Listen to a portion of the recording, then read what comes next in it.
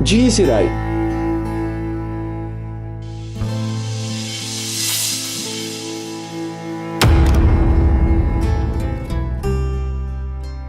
Laurentus. Quanto mais pesado fizeres o mundo, mais o mundo pesará sobre ti.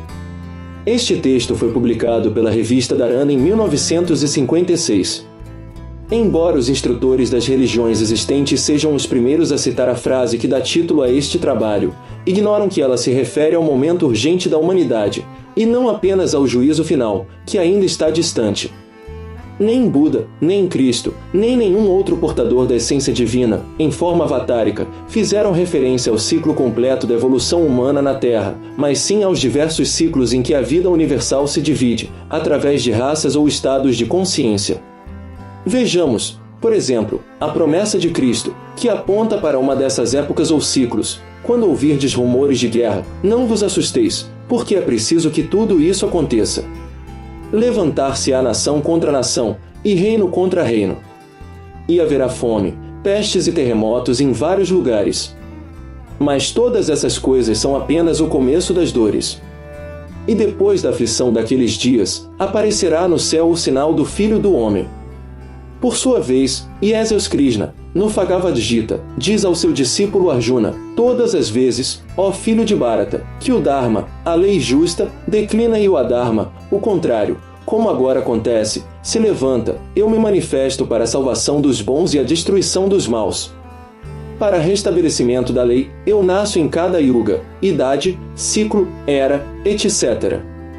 As palavras de todos esses seres, portanto, não divergem entre si, ao contrário, todos eles são uma só e mesma essência, a essência divina manifestada na Terra. Erra quem acredita que apenas os nomes de sua própria religião são verdadeiros, julgando que estes nomes representam unicamente a manifestação da divindade na Terra. Assim, nem Cristo é superior a Buda, nem este ou aquele é superior a Cristo. Já explicamos inúmeras vezes que Buda provém do sânscrito Bodhi, significando sábio, iluminado, etc. Da mesma forma, Cristo vem do grego Christos, que significa ungido, sábio, iluminado. Somente os impúberes psíquicos, ou almas jovens, por sua ainda diminuta evolução espiritual na Terra, estabelecem essa confusão, que, vale destacar, tem sido a causa das lutas entre as religiões do mundo. O grande Marechal Floriano Peixoto, em seu tempo, disse, no Brasil, só temo uma guerra religiosa. De fato, ele tinha razões de sobra para afirmar isso, especialmente devido à ausência de distinção entre o poder temporal e o poder espiritual. Sobre isso, de nada valeu o ensinamento de Cristo, dai a César o que é de César, e a Deus o que é de Deus, provando que o poder temporal é um, e o espiritual, outro. Ao contrário, neste fim de ciclo apodrecido e desgastado, o que se verifica é a conivência para a sobrevivência de cada um, à custa do atraso e do obscurecimento psíquico e mental da humanidade. Mais do que nunca, procura-se dividir para reinar, enquanto os poucos homens sinceros e valorosos, que não se afastam da lei divina, lutam, quase inutilmente, pela unificação, fraternidade e salvação desta humanidade. Não se pode negar que o Dizirá aponta a hora trágica da humanidade. Sim, a lei, ou Deus, está em ira contra os homens perversos da Terra. 3 países, que não cessam suas experiências com bombas atômicas e de hidrogênio, inscrevem essa mesma ira: Inglaterra, Rússia e América. Por toda parte, essa ira se manifesta, causada por ignorância, rebeldia e altivez. E se usamos apenas o nosso idioma, é porque acreditamos que o Brasil é o santuário da iniciação do gênero humano a caminho da sociedade futura. Por isso, ninguém deve duvidar de que uma grande ameaça paira sobre o mundo. Só não a percebem aqueles que têm olhos e não veem, ouvidos e não ouvem. Finalmente, mesmo tendo boca, preferem falsear a verdade em favor próprio, mas em detrimento do próximo. Com isso, o degelo dos polos, que nem em 25 anos voltará ao que era antes, os mares que se transformam em um só bloco de gelo, as estações que se confundem umas com as outras, o inverno com o verão, e vice-versa. A própria constituição humana está sofrendo sérias perturbações.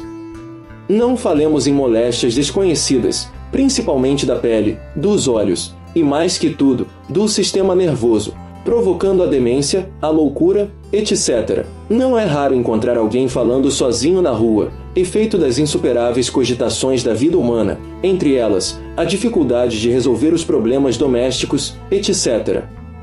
Estamos às vésperas de fenômenos aterradores, que podem levar muitos a sérios desequilíbrios mentais.